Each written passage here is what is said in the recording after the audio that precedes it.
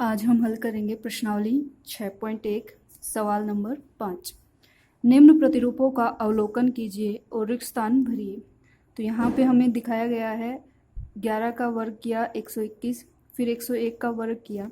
तो पहले हमने वीडियो में देखा था कि जब भी 11 का वर्ग कर रहे थे तो जितने एक हैं उतनी संख्या लिखें, फिर उसका रिपीट कर दें। तो जैसे अगर वहाँ ये 1 3 बार हो तो हमें 1 2 3 फिर 2 1 ये इसका वर्ग हो जाएगा। अब जितने जीरो आ रहे हैं वो जीरो बीच में आ जाएंगे, यानी इसमें 2 1 आ रहे हैं तो 1 2 फिर वापस एक, जितने जीरो हैं वो इन जीरो इनके बीच में आ जाएगा। ऐसे ही यहाँ पे देख सकते हैं 1 2 3, तो 1 2 3 फिर 2 1 और इनके बीच में एक एक जीरो आप व्यवस्थित कर सकते हैं। ऐसे ही हमारे पास है ये 1 2 3 4 बार आ रहा है तो गिनती लिखेंगे 1 2 3 4 और इसका उल्टा क्रम लिखेंगे, फिर 3 2 1 और इनके खाली स्थान में जितने जीरो हैं वो जीरो भर दिया जाएगा। तो ये वर्ग करने का पैटर्न हो गया।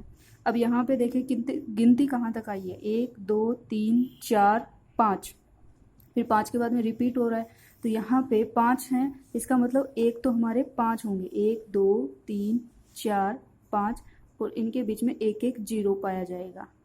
ये वो संख्या होगी जिसका वर्ग किया जा रहा है। नेक्स्ट प्रश्न है, दिए गए प्रतिरूप का उपयोग करते हुए लुप्त संख्याओं को ज्ञात कीजिए।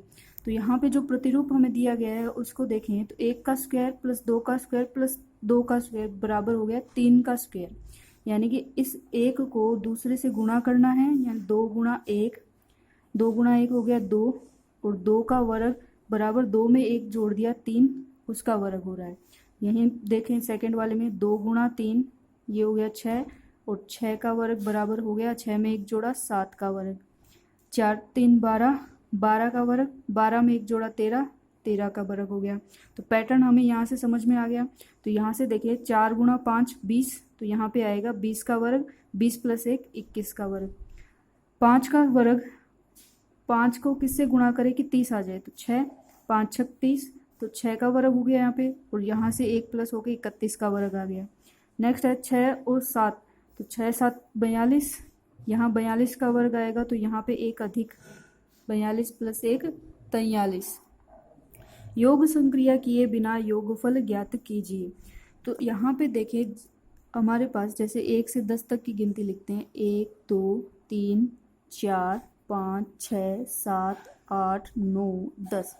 इनमें से विषम संख्याएं जो हैं वो हैं 1 3 5 7 9 और सम संख्याएं हैं 2 4 6 8 और 10।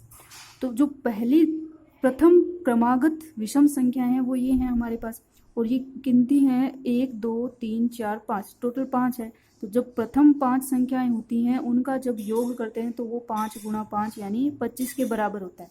यानी विषम संख्याओं का और क्रमागत लगातार आने वाली विषम संख्याओं का जब भी योग करना हो तो वो जितनी संख्या में है उसको उसी संख्या से गुणा करके हम योग ज्ञात कर सकते हैं बिना उनको जोड़े। तो आप जोड़ के भी देख सकते हैं इनको, 3 और 1 4, 4 5 9, 9 और 7 16, 16 और 9 25। ऐसे ही सम संख्या के लिए करेंगे। सम संख्याएं लगातार हैं तो पहले उनके अंकों को देखिए कितने हैं, 1 2 3 4 5, और सम संख्या है तो इसको एक अधिक से गुणा करना है, और विषम संख्या है तो उसी को उसी से गुणा करना है। तो 2 4 6, 6 6 12, 12 और 8 20, 20 और 10 30। सेम ऐसा ही पैटर्न इसमें सारी की सारी विषम संख्या है हमारे पास में। तो 1 2 3 4 5 विषम संख्याएं हैं तो 5 गुणा 5 यानी इसका योग आएगा 25। 1 2 3 4 5 6 7 8 9 10, ये 10 विषम संख्याएं हैं तो 10 गुणा 10 यानी इसका योग आएगा 100। 1 2 3 4 5 6 7 8 9 10 11 12, तो यहाँ 12 गुणा 12 यानी इनका योग आएगा 144। तो कॉपी में कैसे करना है आप देख सकते हैं, ये तो वर्ग वाले हो गए। नेक्स्ट है अपना विषम संख्याओं का योग करना है। तो पहला था उसमें प्रथम 5 क्रमागत विषम संख्याएं थी, तो प्रथम 5 क्रमागत विषम संख्याओं का योग, तो 5 गुणा 5 ये हो गया 25। 10 क्रमागत विषम संख्याओं का योग 10 गुणा 10 यानी 100 आएगा, और 12 क्रमागत विषम संख्याओं का योग हो जाएगा 12 गुणा 12 यानी 144। नेक्स्ट प्रश्न है, 49 को 7 विषम संख्याओं के योग के रूप में लिखिए। तो हमें पता है 49 7 का वर्ग होता है और प्रथम 7 विषम संख्याएं, तो प्रथम 7 विषम संख्याओं के योग के रूप में हो जाएगा 1 + 3 + 5 + 7 + 9 + 11, यानी पहले 7 विषम संख्याएं लिखनी है। फिर 121 को 121 होता है 11 का वर्ग, तो प्रथम 11 विषम संख्याएं लिखनी है, जैसे 1 3 5 7 9 11 13 15 17 19 और 21। तो प्रथम 11 विषम संख्याओं का योग कितना होता है? 121 होता है। नेक्स्ट है निम्नलिखित संख्याओं के वर्ग के बीच में कितनी संख्याएं आती हैं? तो 3 प्रश्न है। पहला है 12 और 13 के बीच, तो पहले इन दोनों का वर्ग निकालते हैं। 12 का वर्ग होगा 12 × 12 यानी 144। 13 का वर्ग होता है 13 × 13 यानी 169। तो 144 व 169 के बीच में आने वाली सारी संख्याएं लिखते हैं। इनके बीच आने वाली तो 145, फिर 46, 47, 148, 149, 150, 151, 52, 53, ऐसे करते हुए लास्ट हमें लिखनी है 168, क्योंकि 69 नहीं आ सकती। इन दोनों के बीच वाली लेनी है, ये दोनों नहीं ली जाएंगी। तो बीच में जो संख्याएं आती हैं वो टोटल होंगी 24। तो इसी प्रकार हमें आगे वाले प्रश्न करने हैं। जैसे 25 और 26 के बीच में ज्ञात करना है, तो 25 और 26 का पहले वर्ग करेंगे। 25 का वर्ग हो गया 625 और 26 का वर्ग होता है 676।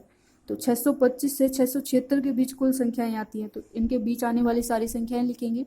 626, 627, 628, 629, 630, ऐसे करते हुए 675 तक जाएंगे और काउंट करेंगे कि टोटल कितनी संख्याएं हैं। तो ये आपके पास आएंगी 50। लास्ट है इसी का 99 और 100, यानी इन दोनों के वर्ग के बीच में आने वाली, तो 99 का वर्ग होता है 9801 और 100 का वर्ग होता है 10,000। तो 9801 और 10,000 के बीच आने वाली संख्याएं, तो 9001 के बाद में आएगी 9802, 9803, 9804, 9805 और ऐसे करते हुए 9999 तक। तो यहाँ पे कुल संख्याएं हमारी होती हैं 198। तो इसका आंसर आ गया 198, ये आंसर है हमारा। तो यहाँ पे हमारी प्रश्नावली 6.1 पूर्ण होती है। धन्यवाद।